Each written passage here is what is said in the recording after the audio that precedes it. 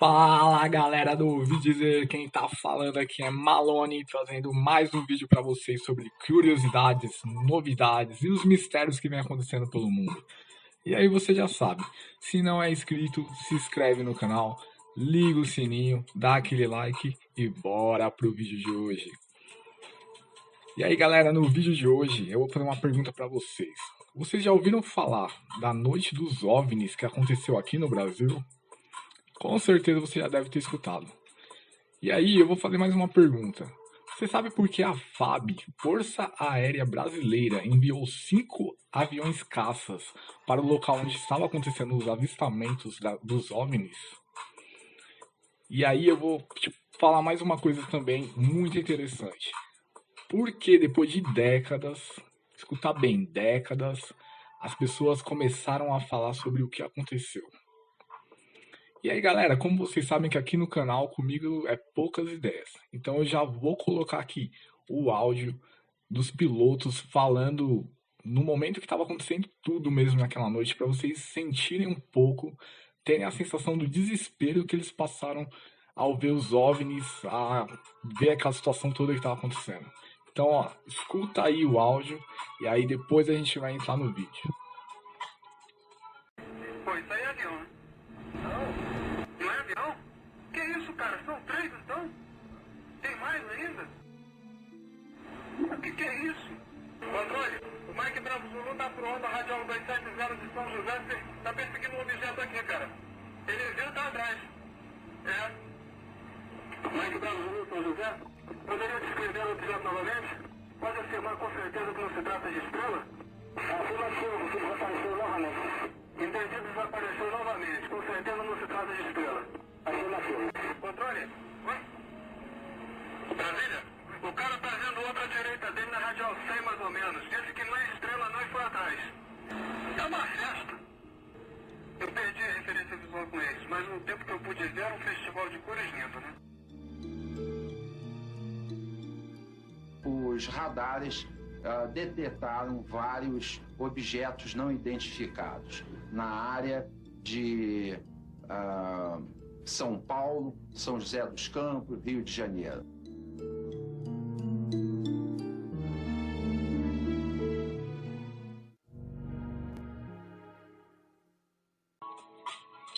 E aí galera, vocês viram que doideira? Cara, todo mundo sem entender nada, aposto que você também ficou.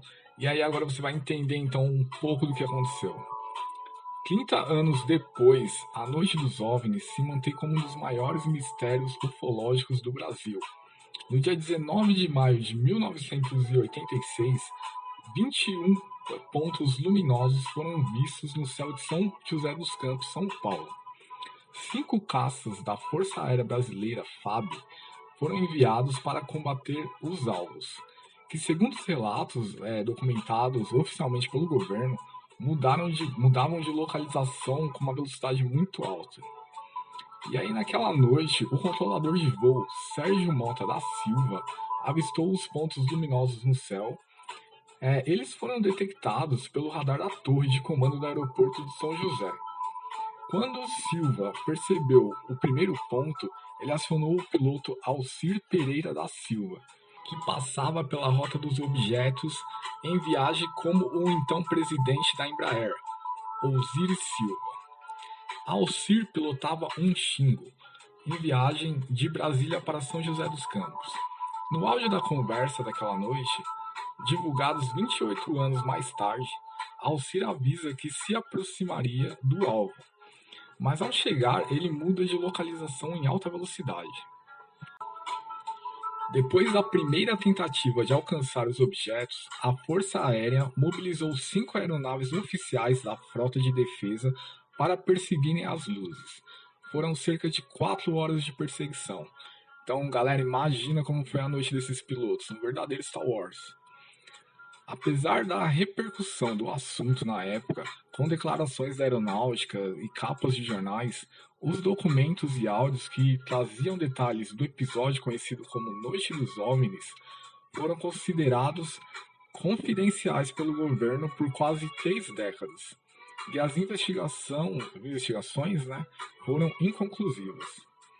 O único registro fotográfico do evento de um fotojornalista de São José dos Campos foi confiscado pela NASA. Então, gente, vê o tamanho da bagunça. A NASA se envolveu. A NASA. Tá gostando, né? Então, fica aí que a gente vai ver o que aconteceu. Esse material nunca foi recuperado. E aí o jornalista disse: na época, né, um cientista que se diz da NASA foi ao jornal recolher o negativo desse material para análise. Era o único registro que tínhamos do que aconteceu naquela noite. Eles nunca devolveram esse material ou apresentaram um parecer sobre aquela análise de imagem, contou o fotógrafo Ademir Brito.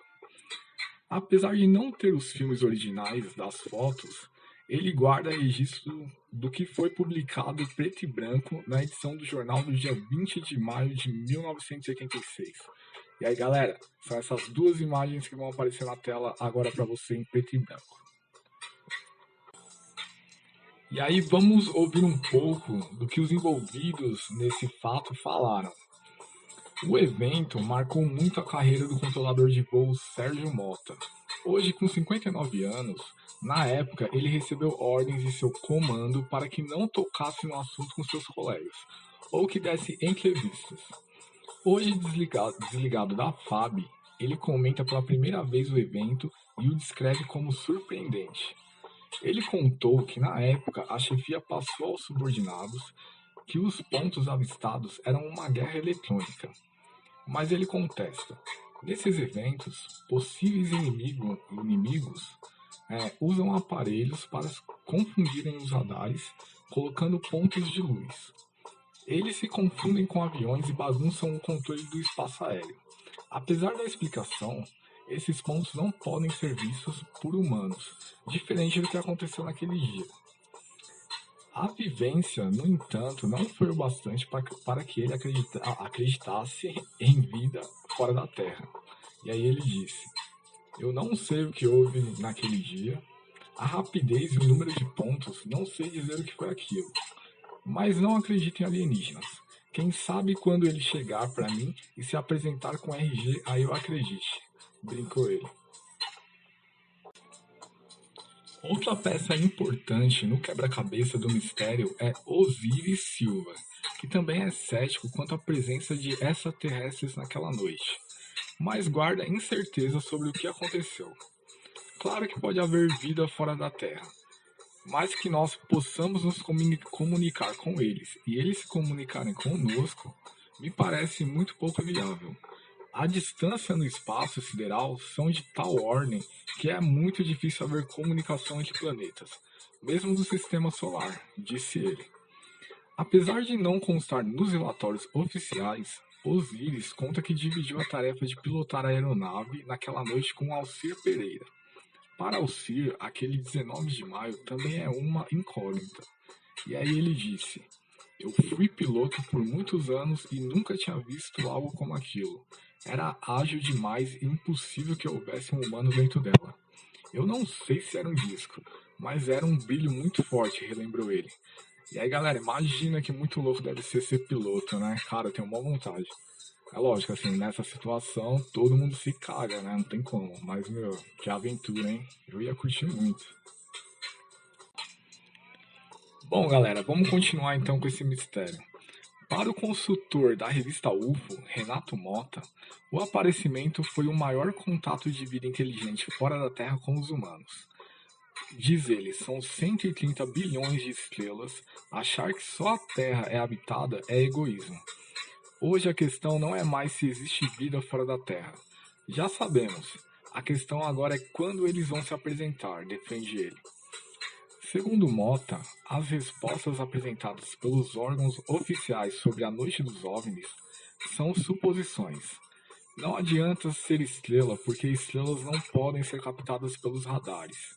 Guerras de luzes não podem ser vistas pelos seres humanos. Não há nada que responda a isso a não ser que foi um contato. Para mim, esse é um mistério resolvido.